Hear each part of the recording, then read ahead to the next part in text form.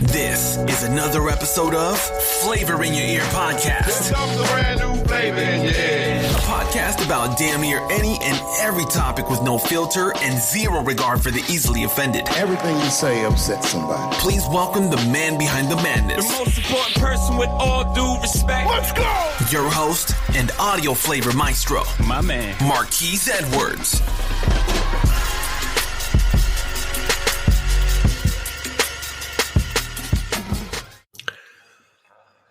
Good morning, good afternoon, good evening, wherever you are in the world. We are back with another episode of Flavor in Your Ear podcast. And of course, as I always do, I find special guests who I feel have some type of message, life story, experience that can help all of us out there, because life is life. It's so many experiences. That's what teaches us the most, right? So I feel like I have a good one today, and he's very energetic, spirited, funny. And we didn't do a normal green room session about 5 to 10 minutes. It was like 2 minutes. And I'm like, okay, he made me energized, because he's in New Zealand, by the way, and I'm in Italy, and it's late for me. It's early for him. And he just got me so energized just on his spirit and his attitude. And I'm really excited to have him on the show today. So let everybody know you're there, Steven. So when I'm talking to myself. So just hello. Oh, that's right. Hello, everyone. Hi, guys. I'm Stefan Neff, and I'm absolutely honored to be on your show, Marquis. It is, life is too short. Let's live with passion. And in order to do so, we need to talk about our past and the darkness that we have been through, because only when you have been in the darkness, you appreciate the light. So therefore, people like you and me, we are going out there to make this world a little bit better, one interview at a time. And for that, I'm very grateful that you provide this platform. Thank you so much for having me. It is a pleasure. It's a pleasure. And one thing that you said that's kind of resonates to me, you said one interview at a time. And that's how I go about podcasting my guests. One interview, one conversation. If one listener, can be affected, I feel like that's a victory. So exactly. Thank you for your outlook, and let's get into it. So, let's talk a little bit about you, just about your life in general. How'd you grow up? Where'd you grow up? Let's talk about the human you. The human me. The human you. You're a superhero now. The human you. Well, oh God, I wouldn't call myself superhero. That's the problem. My own core beliefs tell me so many other things. Imposter, failure, etc. So to be called a superhero, oh, no. But okay, coming back to your question. Once upon a time, when a woman and a man love each other very, very, very much. You know what comes next. So 1966, born in Germany, and born in the American sector of Germany. So I was. It was actually a very beautiful time. In the sense of the world was very different compared with nowadays. There was, I think, more safety and security around, at least as far as stability worldwide is concerned. Keeping in mind we are now 2022 and we've got Ukraine and China and everything else. Then it was very hardcore. There was the Eastern Bloc, there's NATO, and Germany is in the middle. So, but whatever happens, we are ground zero. So, that was it. So I was brought up in an environment in Germany where it was quite fatalistic. So people actually then focused on their life rather than on world history. So my mom and my dad, at early stage, were a lot of rows, it was not a great family home. And I guess that unfortunately left quite a few scars in me without me ever knowing until way down the line. I grew up and on the poorer side of town, or we didn't have any money. So maybe I'm quite proud of that, because it made me work so much harder for what I got today. And I appreciate maybe all my wealth and all those things that I have created, maybe in a different way, had I not been brought up in not such nice circumstances. But still, it was sort of lower middle class, and it was okay-ish, I guess. until it was sort of around age 13. I ended up wrong place, wrong time, and I was involved in a gang assault. So a gang had fun with me and beat me up just because they could. And that changed my life forever. I was 13, sort of 70s basically, and no one knew about PTSD, or if they knew, they didn't give any damn about it. I certainly did not have any support or anything like that. So therefore I ended up shaken, very brutalized, so to speak, victimized. And within a month, I was standing the first time in a dojo with the German police and started training the German versions of martial arts, so jiu-jitsu. And it was a life changer. I started to become no longer the victim, but actually that mean, lean fighting machine, as you sort of would say. And that was my life for the next 5 years. Going to school and then training 2-4 hours a day with no psychological support. Meanwhile, my parents had divorced. There were no role models in my life. And so, unfortunately, the role models of the 80s, like Lethal Weapon, Mel Gibson, and Bruce Willis, and Die Hard, these became my anti-heroes, okay, that's how you wake up, that's how you are, okay, I can do that. So I became that kind of a dude. Very, very, very dark. Very dark time. Constantly. The whole gamut of PTSD, hypervigilance, flashbacks, the constant awareness around you. And you can't do that 24/7. Well, I did it. Again, but having said that, I finished school. I became quite good in school. I finished best at school. And therefore I could choose where to go. So I studied medicine in Germany. And then the magic happens. And I suddenly found that the gang leader who I brought to jail and who had sworn to kill me on his release, I realized I've moved towns. This guy will never, ever find me. I also figured out that there is alcohol in this world. And alcohol was suddenly switching off the darkness. And it was made me laugh. So the first time for a long time I laughed. And coinciding with that was this discovery that there are women out there, women, very beautiful women, who you can talk to and do other things with. And that is all fun. So this change in university was like light and day compared with the darkness and the suffering that I had. But alcohol was instrumental in me coming out of my shell. And so therefore I embraced that alcohol as if it was my new closest friend. So here I was, a pretty broken being, actually, by my today's standards and core belief. But I made the best out of it. And alcohol was a good friend. I mean, it helped me in so many ways. To start off with, it was beautiful. I had a really good life. I had some really good friends. I had quite a beautiful, wild party life, with where we all enjoyed our sexuality, our freedom away from home, all those kind of beautiful things. There were very few negative things there, and it was beautiful. No, it was a good time. But guess what? I had never learned to deal with negative emotions. I'd never learned to challenge my core beliefs. I was basically such a victim to my primitive brains. It was no longer funny. I was triggered by everything. And at that time, I was not angry yet. The anger and the resentment and the negative emotions, they came much stronger later. Because guess what?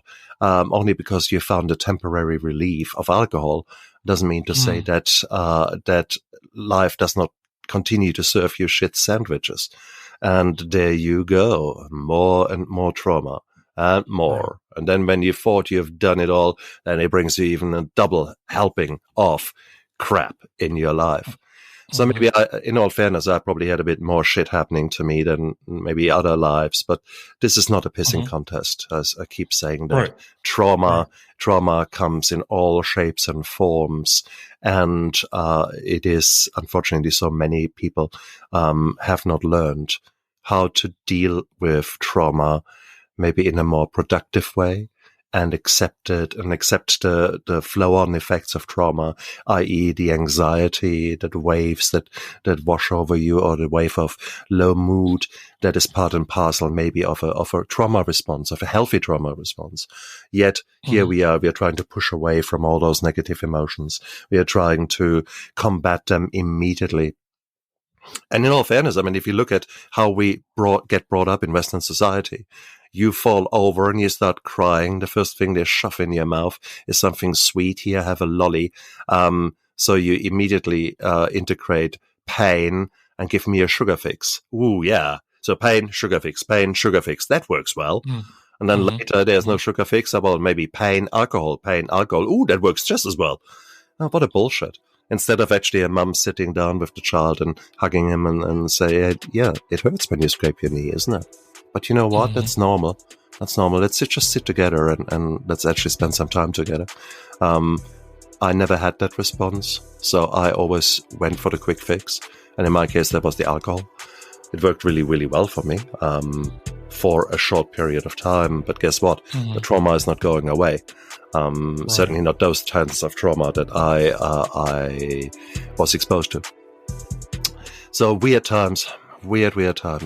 So from alcohol became my best friend, and then it became actually down the line my worst enemy, because I only relied on it. And with more and more trauma came more and more negative emotions, and depression mainly was anger and resentment. I was a very angry man, and it was I wasn't probably a nice person to be around. Yet at the same token, the only thing that I truly wanted is someone to take me in his or her arms and say, hey man, it's going to be all right. And I wanted love, yet my behavior was so counterproductive. I want respect. You must show me your love. And if you don't, and it's just, it doesn't work, does it? Yeah, only later did I realize that. So it was an absolute bullshit life I led. At the same token, I was high functioning. I was truly a high functioning alcoholic. Means I kept the job. I was actually quite good in my job. I could have been so much better. Certainly so much kinder and so much... I don't know. You're probably not at your best when you've got a raging headache and a hangover in the morning. That's just a given, man. That's true. That was my life. So no, it was weird times. I'm so glad that I finally came to a point where I could not go lower. I was lucky. There was never a brush with law. I always had a high respect for law. So no, I never did anything silly. But I mean, as addicts, there are only 3 outcomes. It's either rehab, or it's death, or it's jail. These are the 3 outcomes for an addict. End of story. Some of us are faster than others, but that's about it. And for me, my wife, ultimately, one day she stopped fighting with me and instead showed me love, and that completely disarmed me. And on that morning she said, look, we love you a lot, and Friday morning, that was a Wednesday morning, Friday morning, we're driving up to Auckland, and you're gonna be for 4 weeks in a rehab hospital, and we're gonna help you with your alcohol, and we'll take it from there, and we love you, and don't worry about your clinics and your work. I've spoken to your boss. Everything is cancelled. All your commitments are dealt with. You don't need to worry. And now just get better. And the way she said that on that morning, she completely disarmed me with love. And I think that is one of the key things for those of you who are living with an addict out there. hate the addiction, love the addict. I think that is the key thing. And it's the same with mental health problems. Hate the mental health problem, love the sufferer or the beginning survivor, or hopefully soon the thriver out of that darkness. Because, I mean, I'm going right now through it. My wife is going through menopause, and she has got mood swings from hell. I mean, yesterday there was, honestly, she had to polish her hooves and file off her horns in order to look more human. That was about her. She was evil, and within 20 minutes she came down and apologized to me, and but it was, you still have to go through. So, and she really hurt me, but I knew this was just so bizarre. I mean, this was so bad that I just looked at her and didn't even get triggered. Normally her anger triggers me a million miles and I get angry. This time it was, my goodness, what the hell? So these kind of things continue. But I mean, nowadays I have got the insight to see what is happening, because guess what? I didn't have insight into my emotions for the better part of 45 years. And then I went into rehab, and then the first week is hard because you get dry, or you get whatever your poison is. You deal with with coming off that poison. And then the next 3-4 weeks, in my case as an inpatient, then that's where you learn about these pesky little things called emotions and core beliefs and all those kind of things that really drive you. And boy, was I in for a ride. But it was gorgeous. It was painful. It was weird. It was, oh my God, because you don't have alcohol anymore. There's no more crutch to lean on. And they don't allow you to immediately jump to another poison, maybe some pills or some, I don't know, gambling or watch porn or whatever it is. Well, no, you can't do that when you're in rehab. So therefore you actually have to deal with what is really happening inside of you, where it all came from, what are the implications. And it's basically, you have got a super massive big onion, and you start on the first layer. You just peel that onion layer by layer, and the first layer comes off and you think, oh my God, that's quite a bit rotten there. We need to deal with that. And that's your healing. So you start, your trauma comes in layers, and guess what? Your healing comes in layers too. So therefore, if you're listening to say, wow, great, I'm listening to Stefan because he gives me that quick fix. He gives me that, hey, I can, if I just do that, then I'm going to be just fine. Guess what? It doesn't work like that. Healing doesn't work like that. It's a process. Yeah, exactly. And healing, whatever the cause is, whatever the chameleon of depression or anxiety, however these chameleons look for you, and whatever they have caused in you, it will be your unique journey. But whilst it is unique for you, there are still similarities. So you don't just need to switch off now, the podcast. Maybe what I'm saying will apply to you as well, regardless what's the color of your skin, what your religious or your sexual preferences. It doesn't matter. There is still the same kind of lessons, I guess, and the same kind of hard knock school that we have to go through and have to work through. And that is the beautiful thing. So guys, already I give you a heads up. This is the most exciting journey you've ever been on. Forget bungee jumping or paragliding or any kind of adrenaline sports. Nothing is more scary than actually exploring the demons in your soul and doing so and being victorious. Being actually putting those demons behind bars, or putting them to bed and turning them into little kittens. This journey of discovery is mind-blowing, absolutely mind-blowing, and it is so beautiful. I was referring to my wife earlier with regards to her right now postnatal menopause. Sorry, I was lacking the word. In the past, she was equally a very broken woman with a lot of trauma. And she was, whoa, what a bitch. She could be an absolute evil witch. And we had wars that made the Third World War look like children's play. We had fights between the two of us. Wow. But when I came home from rehab, again, we were standing in the kitchen. We triggered each other in some way. And within 3-4 sentences, we were again ready, squared off against each other, ready to rip each other's head off.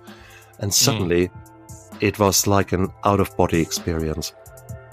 I literally just stood there, and my eyes sort of, or maybe me, my ghost, whatever, moved out of my body towards sort of 45 degrees right and 45 degrees up, and looked down at the both of us and observed what was happening.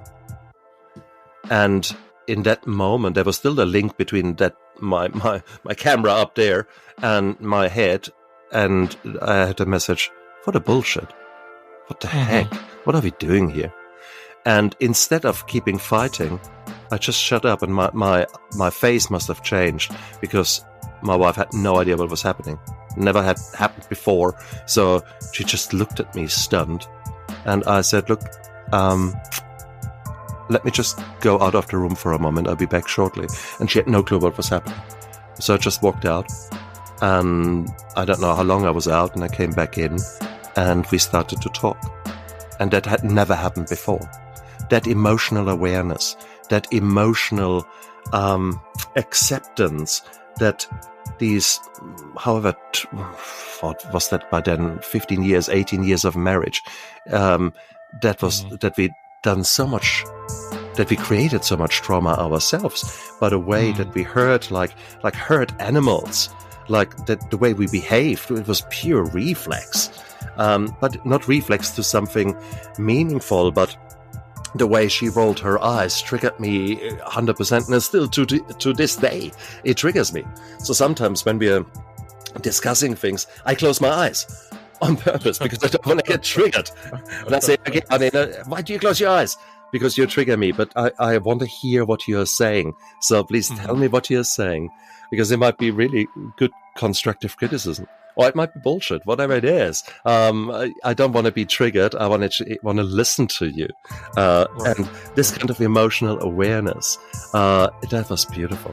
And I never had that in my life until I learned about those links in my recovery. So going into rehab, I believe, should be mandatory for every 16-year-old. A month of rehab. Do exactly what I did in rehab. It's so beautiful because you learn so much about yourself. You learn so much about core beliefs. And when I say core beliefs are those things that you take for granted. These are the programs that run in your head, which then result in your emotions, and the emotions then result in your actions. So it's quite nice to say, no, I hate those emotions, and I hate them, and I don't want those emotions. Well, guess what? It's like when you're swimming in the sea and there's a big wave coming. And you can say, I don't like this wave. Go away, wave. Well, guess what? That wave keeps coming. Not going away. Exactly. Not going away. Not go away. The wave doesn't care. It's the same with the wave of neurochemicals that wash over you. So you might as well learn either to dive through that wave or surf that wave. The wave will be there. It will come and it will go. Just as much as the sun rises and sets, that's a given. Also, your emotions, the waves of emotions, will come and go. So that's the first lesson I had to learn. But then I had to figure out, hang on, why do I get these emotions? And that's when I came to the core beliefs. So when you've got a core belief that you're a failure, then regardless what you do in your life, you will always be a failure. Give you an example. I loved to do to-do lists. So my to-do lists were about, a page long. And no sane man, no superhuman could possibly do this to-do list in a week, leave alone in a day. So therefore, by definition, I was a failure. Because no way could I achieve all that. Therefore, I proved to myself, see, a self-fulfilling prophecy, I'm a failure. What a bullshit that is. What a crap. And Right. I don't know about you guys. I mean, I have for many years, 3 o'clock, 4 o'clock in the morning, I woke up and had the best of Stefan, or the worst of Stefan. Everything I had done wrong in the last 35 years was played in front of me. How I looked at a woman, how I made a woman cry. I became quite a womanizer, unfortunately. So I was really sort of a butterfly, and it was all about a conquest. And once I had conquered, then I moved on. And so it was what it was. Not a nice man with hindsight, and certainly very different to the core beliefs that I've got now. But it was what it was then. So therefore, I caused quite a few tears. So I remember every single one at 3 o'clock in the morning, and it basically set me up to say, "Look, what a failure you are! What a bad person you are! You don't deserve to be happy. You don't deserve to be whatever it is that I wanted positively out of my life." And it's those kind of things. If you don't address those core beliefs, then you will never get your shit together, because you will only, the power of positive thinking. Well, guess what? You can only positively think for so long, and only when you're actively thinking about it. But the moment you stop actively thinking about it, well, then guess what? Those core beliefs say, finally is shutting up. Now let's have fun. And there you go. You're back to square one. And again, you prove to yourself you're a failure. And so it's weird. It's very weird. And we all have got these core beliefs, and they're often laid down very early in our lives. That might have to do with the way your mum talked to you or said something to you, and the way someone looked at you, the way, I don't know, sometimes you make them up yourself. I speak to so many women on my show who have become people pleasers, because they figured out that maybe by pleasing their mommy and daddy, who have been fighting and rowing every day of their life, maybe they could maybe do something. Or other women tell me, well, yeah, okay, it is, I'm the cause why the marriage of my parents failed. And that's typically bullshit. But there is this core belief there. Okay. And it's, oh God, we are all screwed up as far as these core beliefs are concerned. Very few of us actually explore them and turn them around. So am I a failure? I guess I've failed many times. Fair call. I have done things that I'm not proud of. But actually, the past does not equal the future. That is the core principle by which I live. Yes, I've fucked up so many times in the past, but that does not mean to say that today, given the same circumstances, I will act exactly the same way. No, I will take control. I am a different person nowadays, and that comes with the freedom, a choice, a privilege, how to make a different decision, how to behave differently, given the same triggers, given the same everything. So this is beautiful. This is pure freedom. This is pure power. And that once you reach that level, then you have changed from survivor to thriver, actually. You're no longer victim. Victim was a long time ago. But for a certain time, you still lick your wounds and you try to find yourself, that survivor. And then when you come to a point where you truly say, okay, the past does not equal the future, and let's get on with our life, and let's use the negativity and the darkness of the past to actually drive us forward into a direction that we choose. Now, then miracles happen. Then you choose to take actions that will propel you towards a future that is so worthwhile living that alcohol or any kind of other addictive behavior has no more role to play. Would I like to get drunk? From now and then I got sort of visions, but visions of how shall I say that? I would love to have a nice glass of wine with certain food. and I would like to celebrate that wine in a beautiful crystal glass, and I could see the condensation. I could feel or taste the alcohol. I get these kind of visions. This would really be nice. Or you're beaming from Italy, a nice limoncello, or a nice a nice Italian liquor with some Italian food. Oh yes, please. But guess what? Guess what? That bottle of limoncello would be gone within a short period of time, and I would feel crap the next day, physically as well as mentally. So no, it's not worth it for me, honestly. So therefore, if I get tempted, I just have to think, oh God, all those beautiful things that I do every day, I wouldn't be able to do them. I wouldn't be able to turn up my 8 o'clock in the morning to a show with you if I'm hungover like a bear. No, with a headache, shall I say. No. No, I love my life. And that is what happens when you start healing. But healing doesn't happen by accident. You need to address the splinters. You have just run through a bush with lots of thorns, and that's your life. And now it's time to actually stay still. Look at your arms. Okay, there are 5 prickles in there which start to fester. Well, okay, one at a time. Start with one prickle. Pull it out. Clean that wound. And then it's time to move to the next one. And that's just as much as this healing is happening. And then, unfortunately, it doesn't take 5 minutes to heal from an episode of crap in your life. It might take days, weeks, months once you got the awareness. But luckily, you're not the only one. So here we are. I assume that all of your listeners are listening in because they've gone through shit in their life and they now want to learn from idiots like me who have been even in more shit than them. Well, how the hell did he get himself out of that? I'll tell you, it's not a secret.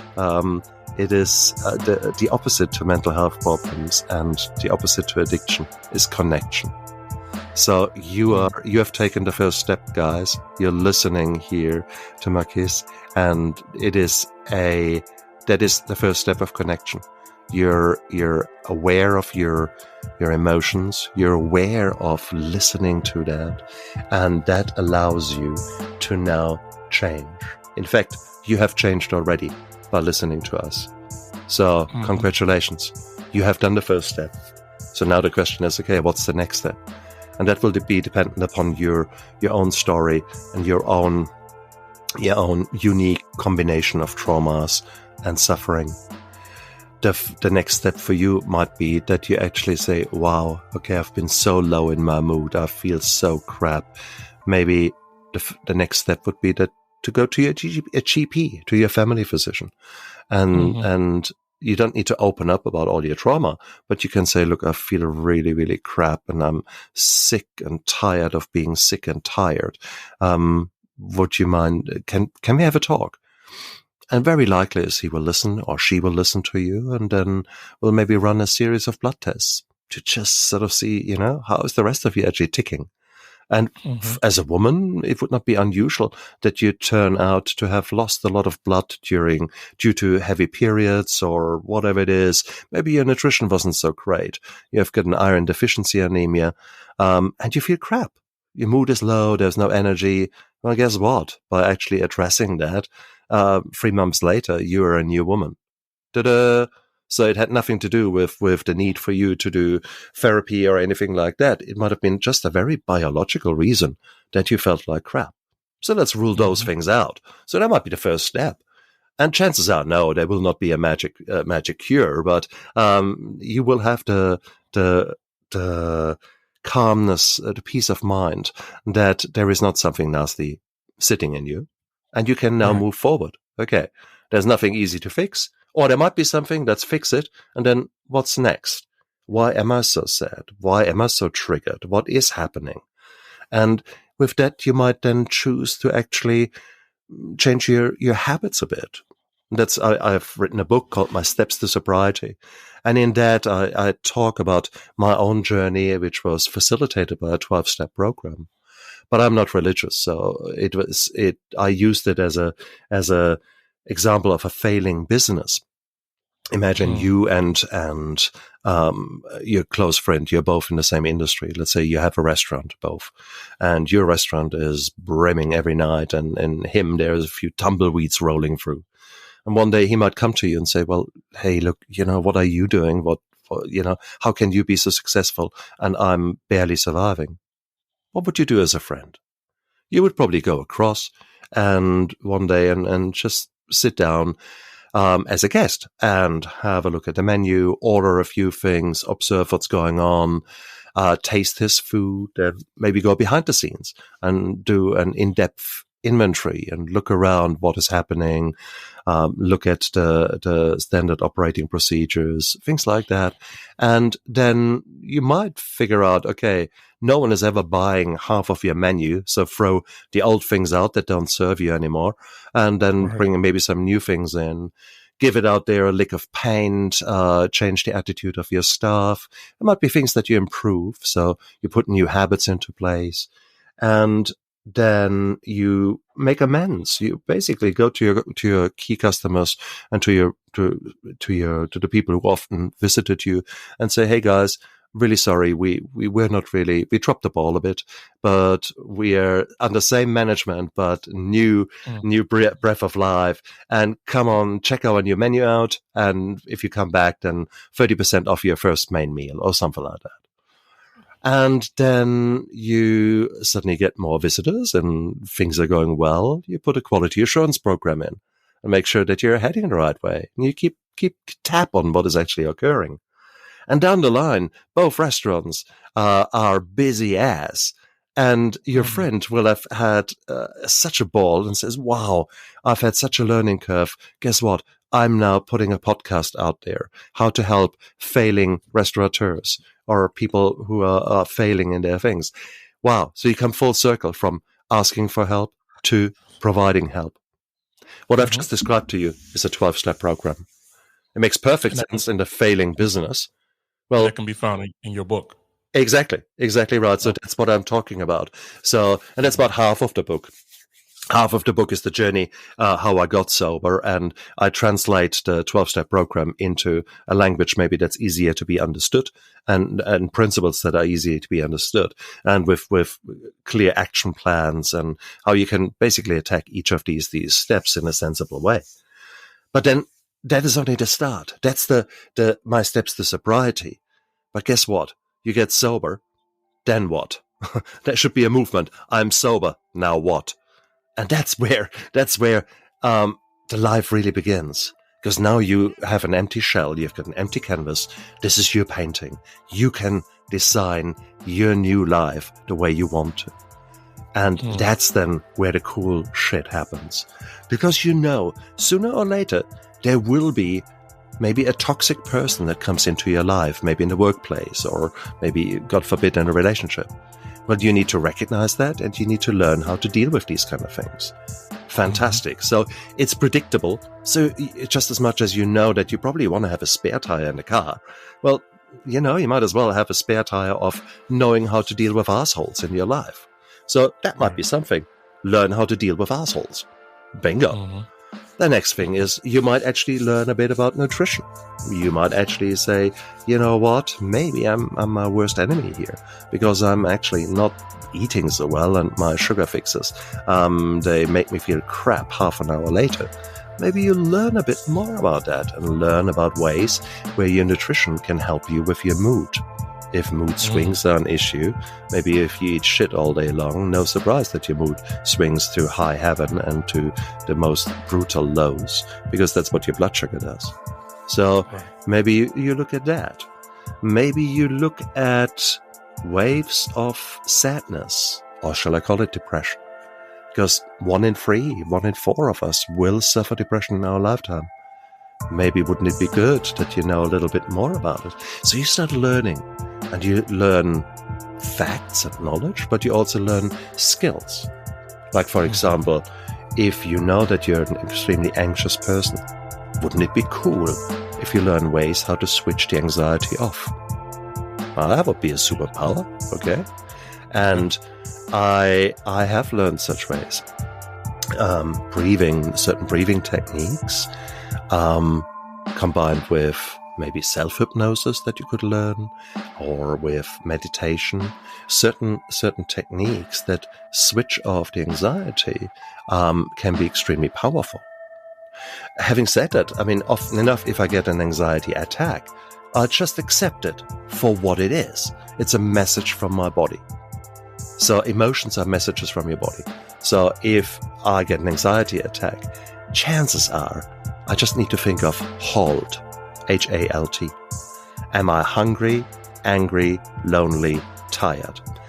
Hungry? Well, have I eaten actually something, or am I dehydrated like hell? No surprise, your body's in fight and flight mode just by the sheer fact, hey man, if you don't drink something, then you're gonna die in 24 hours in a hot climate. So there are some powerful messages from your body. And often enough, you run around dry like crisps. So make sure your water intake is good. And drink a big glass of water right now. Boom, down.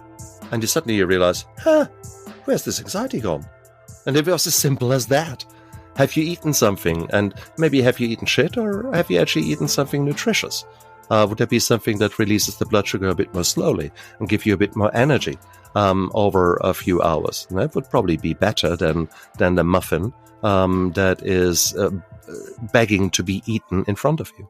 So again, you start taking control, and by either accepting emotions as they are, that they're messengers, and you learn from them and just let those waves wash over you, or actually learning how to prevent them. There might be times that you want to switch them off, and that could be for me a certain breathing technique that I've learned and mastered. I have done that, and it's amazing. I can. There are moments when indeed with one breath I've switched off my mood, and that is a powerful thing to do. But that all takes practice. So there's no quick fix there. But there is a series of decisions over a day and over days, over weeks, over months that lead you to become a new being. And that is mind-blowing, that new being. That new being is truly a superhuman because you have conquered so many of your own demons. It's no longer funny. There is no soldier on the battlefield who has achieved anything as powerful as fighting their own demons inside. Okay? That is a given. And if you align yourself with people who have been there, done that, and who have gone out there to do that, people like Marquis, people like me, find more of this tribe of thrivers, of people who want to make this world a different place by changing themselves, learning to love themselves, learning to be authentic, showing integrity, showing humility, those things that really were cliches for me when I was in my addiction. And these are now core issues by which I live, which define me. That is beautiful. And it is not a magic. It is just a series of steps that you take.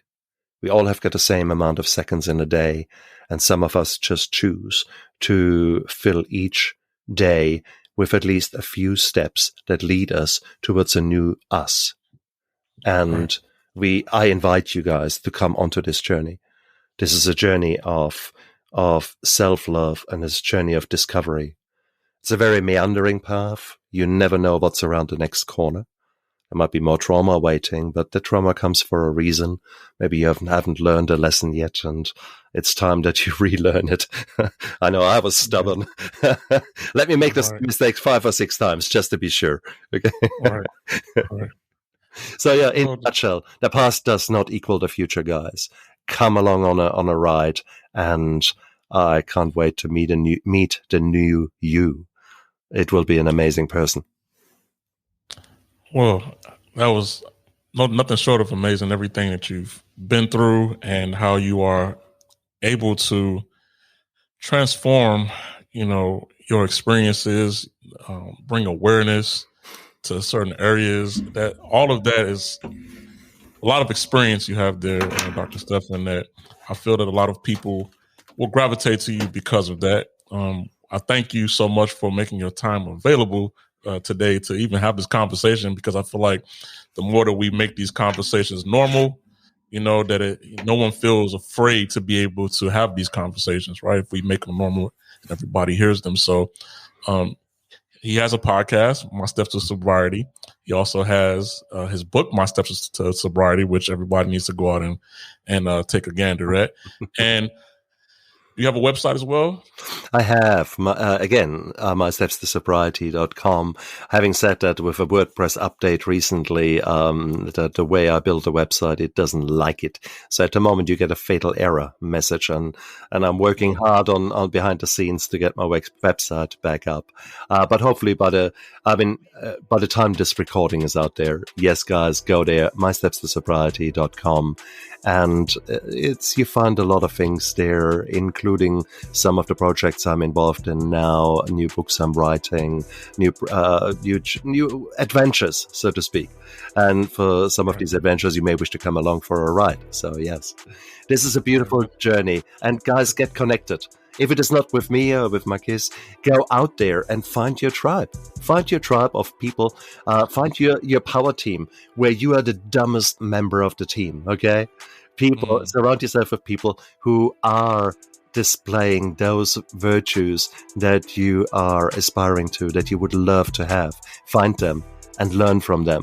That is the best way forward, and they hold you accountable, and it's a beautiful life. So come on for the ride. Well, words well said. I really appreciate you making your time available, Dr. Stephan. It was a great time.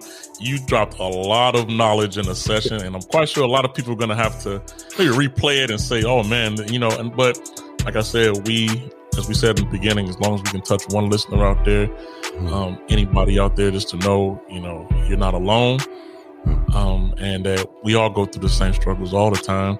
So we thank you on Flavor in Your Ear Podcast, Dr. Stephan, for coming out. It was a great time, great conversation with you.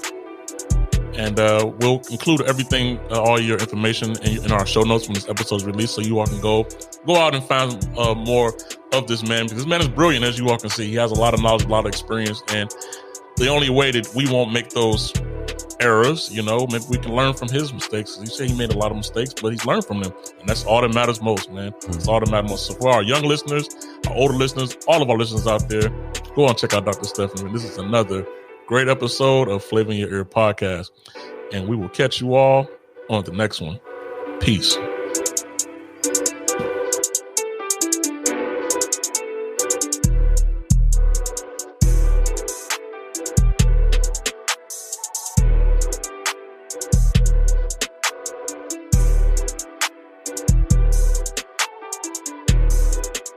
Thanks for tuning in to another episode.